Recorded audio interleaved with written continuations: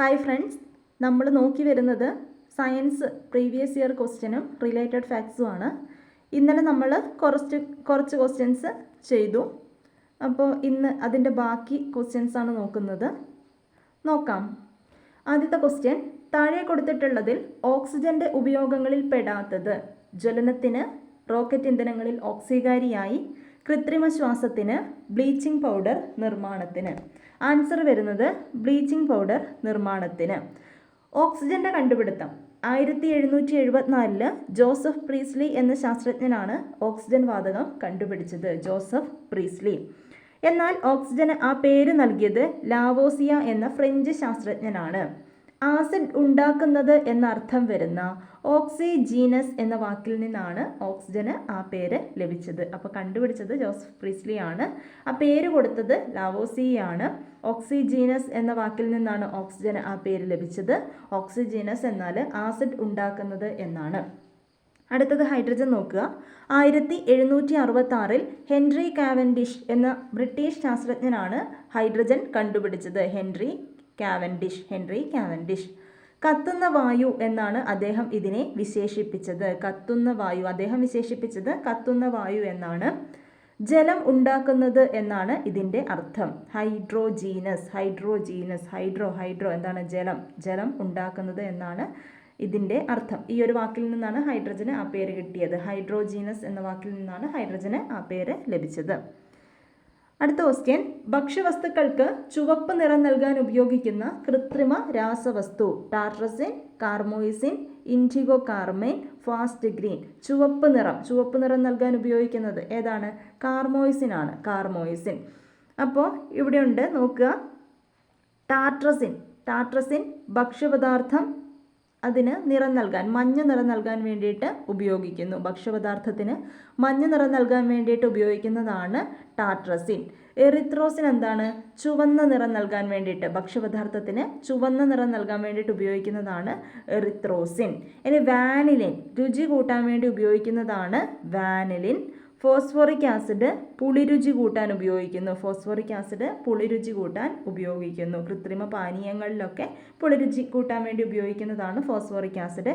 Allyl ഹെക്സോനേറ്റ് ഭക്ഷ്യപദാർത്ഥത്തിന് സുഗന്ധം കിട്ടാൻ വേണ്ടിയിട്ട്, പൈനാപ്പിളിൻ്റെ ഒക്കെ സുഗന്ധം കിട്ടാൻ വേണ്ടിയിട്ട് ഉപയോഗിക്കുന്നു. അപ്പോൾ ടാർട്രസിൻ എന്താണ്? മഞ്ഞ.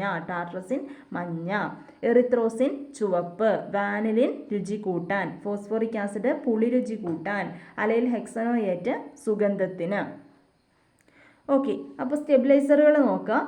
കണികകൾ അടിയുന്നത് തടയാനായി കൃത്രിമ പാനീയങ്ങളിൽ ചേർത്തിരിക്കുന്ന സ്റ്റെബിലൈസറുകളായ രാസവസ്തുക്കളിൽ ചിലതാണ് brominated vegetable oil, sucrose acetate isobutyrate, പിന്നെ glyceryl ester of rosin. Okay, അപ്പോൾ ഇതും ചോദിച്ചിട്ടുണ്ട് കേട്ടോ. Brominated vegetable oil, sucrose acetate isobutyrate, glyceryl ester of rosin. Okay, അടുത്ത ക്വസ്റ്റ്യൻ നോക്കുക. ഒരു വസ്തുവിൻ്റെ സ്വന്തം അക്ഷത്തെ അടിസ്ഥാനമാക്കിയുള്ള ചലനം ഏതാണ്? നേർരേഖാചലനം, ഭ്രമണചലനം, വർത്തുളചലനം, ദോലനം. സ്വന്തം അക്ഷത്തെ അടിസ്ഥാനമാക്കിയുള്ള ചലനം ഏതാണ്? ഭ്രമണചലനമാണ്. ഒരു വസ്തുവിൻ്റെ സ്വന്തം അക്ഷത്തെ അടിസ്ഥാനമാക്കിയുള്ള ചലനം ഭ്രമണചലനം. ഒരു വസ്തുവിൻ്റെ നേർരേഖയിലൂടെയുള്ള ചലനമാണ് നേർരേഖാചലനം. സ്വന്തം അക്ഷത്തെ അടിസ്ഥാനമാക്കിയുള്ള ചലനമാണ് ഭ്രമണം. വൃത്താകാര പാതയിലൂടെയുള്ള ചലനമാണ് വർത്തുളചലനം. ഇനി ദോലനം എന്താണ്? വസ്തു ഒരു തുലന സ്ഥാനത്തെ ആസ്പദമാക്കി ഇരുവശങ്ങളിലേക്കും ചലിക്കുന്നതാണ്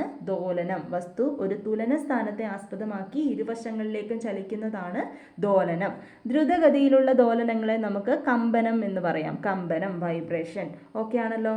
ഒരു വസ്തുവിൻ്റെ നേർരേഖയിലൂടെയുള്ള ചലനമാണ് നേർരേഖാചലനം. സ്വന്തം അക്ഷത്തെ അടിസ്ഥാനമാക്കിയുള്ള ചലനമാണ് ഭ്രമണം. വൃത്താകാര പാതയിലൂടെയുള്ള ചലനമാണ് വർത്തുളചലനം. വസ്തു ഒരു തുലന സ്ഥാനത്തെ ആസ്പദമാക്കി ഇരുവശങ്ങളിലേക്ക് ചലിക്കുന്നതാണ് ദോലനം. ദ്രുതഗതിയിലുള്ള ദോലനങ്ങളെ കമ്പനം എന്നും പറയാറുണ്ട്. അടുത്ത ക്വസ്റ്റ്യൻ, പ്രകാശം ഒരു മാധ്യമത്തിൽ നിന്ന് സാന്ദ്രതാ വ്യത്യാസമുള്ള മറ്റൊരു മാധ്യമത്തിലേക്ക് കടക്കുമ്പോൾ അതിൻ്റെ പാതയ്ക്കുണ്ടാകുന്ന വ്യതിയാനമാണ് വിസരണം, പ്രകീർണനം, പ്രതിപതനം, അപവർത്തനം. ഏതാ വരുന്നത്? അപവർത്തനമാണ്. അപവർത്തനം, പ്രകാശം ഒരു മാധ്യമത്തിൽ നിന്ന് സാന്ദ്രതാ വ്യത്യാസമുള്ള മറ്റൊരു മാധ്യമത്തിലേക്ക് കടക്കുമ്പോൾ അതിൻ്റെ പാതയ്ക്കുണ്ടാകുന്ന വ്യതിയാനമാണ് അപവർത്തനം. അപ്പോൾ അപവർത്തനം ഇവിടെ കൊടുത്തിട്ടുണ്ട്. മാധ്യമങ്ങളുടെ പ്രകാശിക സാന്ദ്രതയിലുള്ള വ്യത്യാസമാണ് ദിശാവ്യതിയാനത്തിന് കാരണം. ഇത്തരത്തിൽ ഒരു സുതാര്യ മാധ്യമത്തിൽ നിന്ന് പ്രകാശിക സാന്ദ്രതയിൽ വ്യത്യാസമുള്ള മറ്റൊരു മാധ്യമത്തിലേക്ക് പ്രകാശം ചെരിഞ്ഞു പതിക്കുമ്പോൾ മാധ്യമങ്ങളുടെ വിഭജന തലത്തിൽ വെച്ച് അതിൻ്റെ പാതയ്ക്ക് വ്യതിയാനം സംഭവിക്കുന്നു. ഇതാണ് അപവർത്തനം. മാധ്യമങ്ങളുടെ പ്രകാശിക സാന്ദ്രതയിലുള്ള വ്യത്യാസമാണ് ദിശാവ്യതിയാനത്തിന് കാരണം. ഇത്തരത്തിലൊരു സുതാര്യ മാധ്യമത്തിൽ നിന്ന് പ്രകാശിക സാന്ദ്രതയിൽ വ്യത്യാസമുള്ള മറ്റൊരു മാധ്യമത്തിലേക്ക് പ്രകാശം ചെരിഞ്ഞു പതിക്കുമ്പോൾ മാധ്യമങ്ങളുടെ വിഭജന തലത്തിൽ വെച്ച് അതിൻ്റെ പാതയ്ക്ക് വ്യതിയാനം സംഭവിക്കുന്നു. ഇതാണ് അപവർത്തനം, റിഫ്രാക്ഷൻ. ഈ നക്ഷത്രങ്ങൾ മിന്നിത്തിളങ്ങുന്നതായിട്ട് തോന്നാൻ കാരണം അപവർത്തനമാണ്. നക്ഷത്രങ്ങൾ മിന്നിത്തിളങ്ങുന്നതായിട്ട് തോന്നാൻ കാരണം അപവർത്തനമാണ്. ജലാശയത്തിൻ്റെ ആഴം കുറവായിട്ട് തോന്നാൻ വേണ്ടിയിട്ട് കാരണം അപവർത്തനമാണ്. സൂര്യോദയത്തിന് അല്പം മുൻപും സൂര്യാസ്തമയത്തിന് ശേഷവും സൂര്യപ്രകാശം കാണാൻ കാരണം അപവർത്തനം ആണ്. അപ്പോൾ ഇതൊക്കെ ഓർത്തിരിക്കുക. അടുത്തത് വിസരണം. പ്രകാശത്തിന് മാധ്യമത്തിലെ കണികകളിൽ തട്ടി സംഭവിക്കുന്ന ക്രമരഹിതവും ഭാഗികവുമായ ദിശാവ്യതിയാനമാണ് വിസരണം. പ്രകാശത്തിന് മാധ്യമത്തിലെ കണികകളിൽ തട്ടി സംഭവിക്കുന്ന ക്രമരഹിതവും ഭാഗികവുമായ ദിശാവ്യതിയാനമാണ് വിസരണം. അപ്പോൾ വിസരണം അതിൻ്റെ കുറച്ച് എക്സാമ്പിൾ പറയുകയാണെങ്കിൽ ആകാശത്തിൻ്റെ നീലനിറത്തിന് കാരണം വിസരണമാണ്. ആകാശത്തിൻ്റെ നീലനിറത്തിന് കാരണം വിസരണമാണ്. ആഴക്കടലിൻ്റെ നീലനിറത്തിന് കാരണം വിസരണമാണ്. ഓക്കെ, അത് രണ്ടും ഓർത്തിരിക്കുക. പിന്നെ പകൽ സമയത്ത് വീടിനുള്ളിൽ പ്രകാശം ലഭിക്കുന്നതിന് കാരണം എന്താണ്? വിസരണമാണ്. ഈ ഓടിൻ്റെ സൈഡിലൂടെയൊക്കെ പ്രകാശം ഉള്ളിലേക്ക് വരില്ലേ, അതിന് കാരണം വിസരണമാണ്. ഉദയാസ്തമയ വേളകളിൽ സൂര്യൻ്റെ ചുവന്ന നിറത്തിന് കാരണം വിസരണമാണ്. ഓക്കെ, ഇനി എന്താണ് സമന്വിത പ്രകാശം കൊടുത്തിട്ടുണ്ട്. ആ ടെക്സ്റ്റിലുള്ള കോളങ്ങളാണ് ഇവിടെ ഇട്ടിരിക്കുന്നത്. നോക്കുക. ഒന്നിൽ കൂടുതൽ വർണ്ണങ്ങൾ സംയോജിച്ചുണ്ടാകുന്ന പ്രകാശമാണ് സമന്വിത പ്രകാശം. ഒന്നിൽ കൂടുതൽ വർണ്ണങ്ങൾ സംയോജിച്ചിട്ടുണ്ടാകുന്ന പ്രകാശമാണ് സമന്വിത പ്രകാശം. സമന്വിത പ്രകാശം ഘടകവർണ്ണങ്ങളായി വേർതിരിയുന്ന പ്രതിഭാസമാണ് പ്രകീർണനം, ഡിസ്പേർഷൻ. പ്രകീർണന ഫലമായി ഉണ്ടാകുന്ന വർണ്ണങ്ങളുടെ ക്രമമായ വിതരണത്തെ വർണ്ണരാജി എന്ന് പറയുന്നു. സമന്വിത പ്രകാശം ഘടകവർണ്ണങ്ങളായി വേർതിരിയുന്ന പ്രതിഭാസമാണ് പ്രകീർണനം. അപ്പോൾ മഴവില്ലിന് കാരണം എന്താണെന്ന് ചോദിച്ചാൽ അത് പ്രകീർണനമാണ്. പ്രകീർണനം.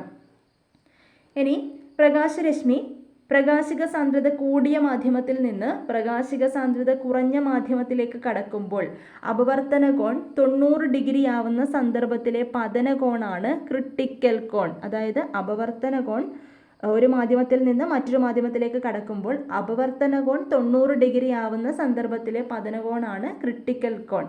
ജലത്തിൻ്റെ ക്രിട്ടിക്കൽ കോൺ 48.6 ഡിഗ്രിയാണ്. ഇത് പഠിച്ചു വെക്കണം. 48.6 ഡിഗ്രിയാണ്.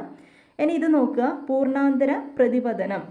പ്രകാശിക സാന്ദ്രത കൂടിയ മാധ്യമത്തിൽ നിന്ന് കുറഞ്ഞ മാധ്യമത്തിലേക്ക് ക്രിട്ടിക്കൽ കോണിനേക്കാൾ കൂടിയ പതനകോണിൽ പ്രകാശരശ്മി പ്രവേശിക്കുമ്പോൾ ആ രശ്മി അപവർത്തനത്തിന് വിധേയമാകാതെ അതേ മാധ്യമത്തിലേക്ക് പ്രതിപതിക്കുന്നതാണ് പൂർണ്ണാന്തര പ്രതിപതനം. പ്രകാശ സാന്ദ്രത കൂടിയ മാധ്യമത്തിൽ നിന്ന് കുറഞ്ഞ മാധ്യമത്തിലേക്ക് ക്രിട്ടിക്കൽ കോണിനേക്കാൾ കൂടിയ പതനകോണിൽ പ്രകാശരശ്മി പ്രവേശിക്കുമ്പോൾ ആ രശ്മി അപവർത്തനത്തിന് വിധേയമാകാതെ അതേ മാധ്യമത്തിലേക്ക് പ്രതിപതിക്കും. അപ്പോൾ ഒന്നെങ്കിൽ അപവർത്തനം സംഭവിക്കണം, അല്ലാതെ അതേ മാധ്യമത്തിലേക്ക് തിരിച്ച് പ്രതിപദിക്കുകയാണെങ്കിൽ അവിടെ സംഭവിക്കുന്നത് എന്താണ്? പൂർണ്ണാന്തര പ്രതിപതനം. ഒപ്റ്റിക്കൽ ഫൈബർ കേബിളിലൊക്കെ നടക്കുന്നത് പൂർണ്ണാന്തര പ്രതിപതനമാണ്. അപ്പോൾ ഇപ്പം എന്തൊക്കെയാണ് പഠിച്ചത്? അപവർത്തനം പറഞ്ഞു, വിസരണം പറഞ്ഞു, പ്രകീർണനം പറഞ്ഞു, പിന്നെ പൂർണ്ണാന്തര പ്രതിപതനം പറഞ്ഞു.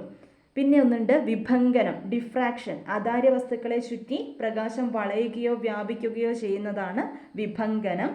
ഡിഫ്രാക്ഷൻ CD-യിൽ കാണുന്ന നിറത്തിന് കാരണം ഈ ഡിഫ്രാക്ഷനാണ്. പിന്നെ വ്യതികരണമുണ്ട്, ഇൻ്റർഫറൻസ്. ഒന്നിൽ കൂടുതൽ തരംഗങ്ങൾ കൂടിച്ചേരുന്ന ഒരു പ്രതിഭാസമാണ് ഈ വ്യതികരണം. വെള്ളത്തിലെ എണ്ണപ്പാളികളിൽ മഴവില്ല് കാണപ്പെടുന്നത്, സോപ്പ് കുമിളയിലെ വർണ്ണശബളമായ ദൃശ്യം, ഇതിനൊക്കെ കാരണം ഇൻ്റർഫറൻസ് ആണ്, വ്യതികരണം. ഓക്കെ, ഇനി അടുത്ത ക്വസ്റ്റ്യൻ, ചുവടെ നൽകിയിരിക്കുന്നവയിൽ താപപ്രേഷണ രീതിയിൽ ഉൾപ്പെടാത്തത് ഏതാണ്? ചാലനം, സംവഹനം, ബാഷ്പീകരണം, വികിരണം. ഏതാണ്? ബാഷ്പീകരണമാണ്. ചാലനം, തന്മാത്രകളുടെ യഥാർത്ഥത്തിലുള്ള സ്ഥാനമാറ്റമില്ലാതെ ഒരു വസ്തുവിൻ്റെ ഒരറ്റത്ത് നിന്ന് മറ്റേ അറ്റത്തേക്ക് താപം പ്രേഷണം ചെയ്യപ്പെടുന്ന രീതിയാണ് ചാലനം. ഇനി സംവഹനം, ദ്രാവകങ്ങളിലും വാതകങ്ങളിലും തന്മാത്രകളുടെ യഥാർത്ഥ സ്ഥാനമാറ്റം മുഖേന താപം പ്രേഷണം ചെയ്യപ്പെടുന്ന രീതിയാണ് സംവഹനം. കടൽക്കാറ്റ്, കരക്കാറ്റ് അതിനൊക്കെ കാരണം സംവഹനമാണ്. കടൽക്കാറ്റ്, കരക്കാറ്റ്, സംവഹനം. ദ്രാവകങ്ങളിലും വാതകങ്ങളിലും തന്മാത്രകളുടെ യഥാർത്ഥ സ്ഥാനമാറ്റം മുഖേന താപം പ്രേഷണം ചെയ്യപ്പെടുന്ന രീതിയാണ് സംവഹനം. ഇനി വികിരണം, മാധ്യമത്തിൻ്റെ സഹായമില്ലാതെ താപം ഒരിടത്ത് നിന്ന് മറ്റൊരിടത്തേക്ക് എത്തിക്കുന്ന രീതി. എന്താണ്? മാധ്യമത്തിൻ്റെ സഹായമില്ലാതെ താപം ഒരിടത്ത് നിന്ന് മറ്റൊരിടത്തേക്ക് എത്തുന്ന രീതിയാണ് വികിരണം. ഓക്കെ ആണല്ലോ? ചാലനം, സംവഹനം, വികിരണം. ഇനി ചില ആസിഡുകളുടെ ഉപയോഗങ്ങൾ താഴെ തന്നിരിക്കുന്നു. ഇവയിൽ തെറ്റായിട്ട് ജോഡി ചേർത്തിരിക്കുന്നത് കണ്ടെത്തുക. Sulphuric acid storage battery, tannic acid മഷി തുകൽ എന്നിവയുടെ നിർമ്മാണം, അസറ്റിക് ആസിഡ് രാസവളങ്ങളുടെ നിർമ്മാണം. ഇത് തെറ്റാണ്.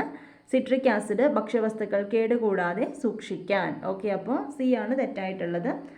ആസിഡ് ഉപയോഗം കൊടുത്തിട്ടുണ്ട്. വിനാഗിരിയിൽ അടങ്ങിയിരിക്കുന്ന ആസിഡ് ഏതാണ്? അസറ്റിക് ആസിഡ് ആണ്. അച്ചാറുകളിലും മറ്റു ഭക്ഷ്യവസ്തുക്കളിലും ഉപയോഗിക്കുന്നു.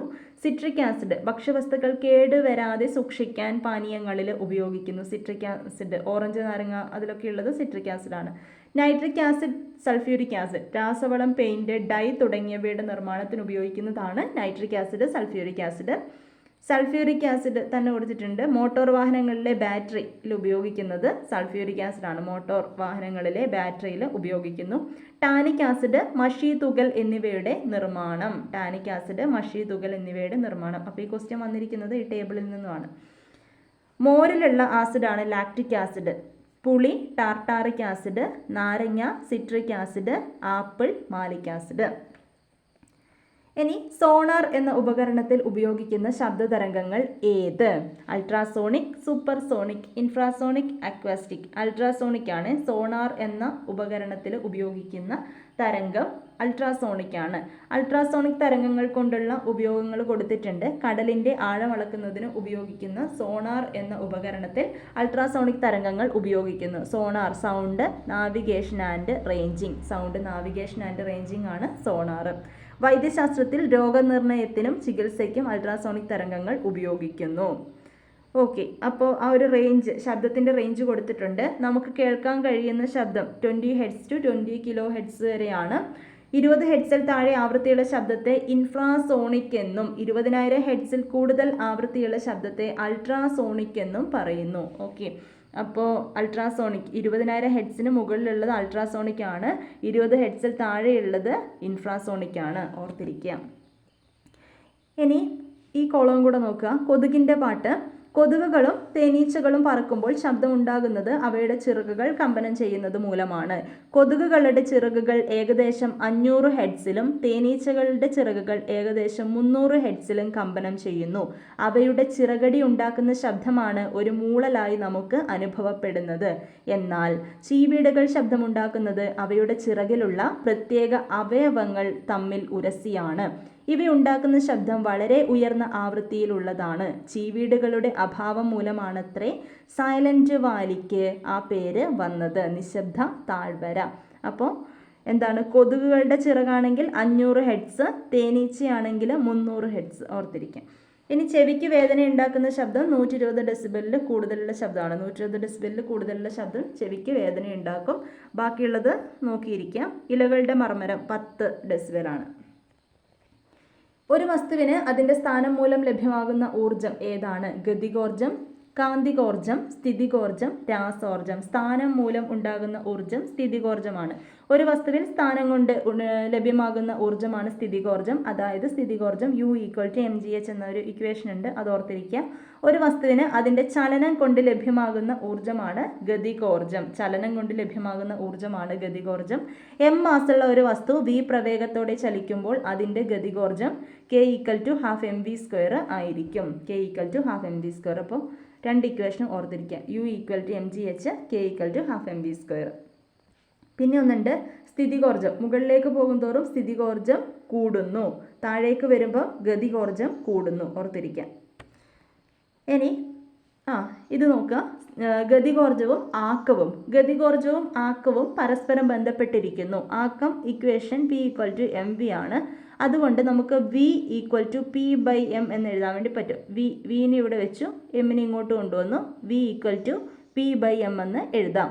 അപ്പോൾ ഗതികോർജത്തിൻ്റെ ഇക്വേഷൻ അറിയാം അല്ലേ? K = ½mv² ആണ് ഗതികോർജത്തിൻ്റെ ഇക്വേഷൻ. ഇവിടുത്തെ Vക്ക് പകരം നമുക്ക് ഈ V കൊടുക്കാം, P/m എന്ന് കൊടുക്കാം. അങ്ങനെ അപ്ലൈ ചെയ്തു. നമുക്ക് എന്ത് കിട്ടും? ½ p²/m എന്ന് കിട്ടും. ½ p²/m² എന്നാണ് വരുന്നത്. അപ്പോൾ ഇവിടുത്തെ ഒരു m² ഈ എമ്മും കൂടെ വെട്ടിപ്പോയി. അങ്ങനെ ½ p²/m എന്ന് കിട്ടി. sp²/2m ആണ്. താഴെ പറയുന്നവയിൽ ഊഷ്മാവിൻ്റെ യൂണിറ്റ് അല്ലാത്തത് ഏതാണ്? Celsius, Fahrenheit, Kelvin, Pascal. പാസ്കലാണ് ആൻസർ. ഒരു വസ്തുവിന് യൂണിറ്റ് സമയത്തിലുണ്ടാകുന്ന സ്ഥാനാന്തരം അത് വേഗമാണോ, ത്വരണമാണോ, മന്ദീകരണമാണോ, പ്രവേഗമാണോ? യൂണിറ്റ് സമയത്തിലുണ്ടാകുന്ന സ്ഥാനാന്തരം പ്രവേഗമാണ്. പ്രവേഗം. യൂണിറ്റ് സമയം കൊണ്ട് സഞ്ചരിച്ച ദൂരമാണ് വേഗം. വസ്തു യൂണിറ്റ് സമയം കൊണ്ട് സഞ്ചരിച്ച ദൂരമാണ് വേഗം. യൂണിറ്റ് സമയത്തിലുണ്ടാകുന്ന സ്ഥാനാന്തരമാണ് പ്രവേഗം. അപ്പോൾ വേഗത്തെ നമുക്ക് ദൂരം ബൈ സമയം എന്ന് എഴുതാമെങ്കിൽ പ്രവേഗത്തെ എങ്ങനെ എഴുതാം? സ്ഥാനാന്തരം ബൈ സമയം എന്ന് എഴുതാം. സ്ഥാനാന്തരം ബൈ സമയം. പ്രവേഗം സ്ഥാനാന്തരം ബൈ സമയം. പ്രവേഗമാറ്റത്തിൻ്റെ നിരക്കാണ് ത്വരണം. പ്രവേഗമാറ്റത്തിൻ്റെ നിരക്കാണ് ത്വരണം. ത്വരണം = പ്രവേഗമാറ്റം ബൈ സമയം. പ്രവേഗമാറ്റം ബൈ സമയം. A = v - u/t. ഇക്വേഷൻ പ്രവേഗമാറ്റമാണല്ലോ. അപ്പോൾ അന്ത്യപ്രവേഗം മൈനസ് ആദ്യപ്രവേഗം /t എന്ന് എഴുതാൻ വേണ്ടിയിട്ട് പറ്റും. A = v - u/t. ത്വരണം ഒരു സദിശ അളവാണ്. ഇനി മന്ദീകരണം എന്താണ്? നെഗറ്റീവ് ത്വരണമാണ് മന്ദീകരണം. നെഗറ്റീവ് ത്വരണം മന്ദീകരണം. ക്വസ്റ്റ്യൻസ് ഡിസ്കസ് ചെയ്തു. ഇനി അടുത്ത പാർട്ടായിട്ട് അടുത്ത ദിവസം വരാം. Thank you.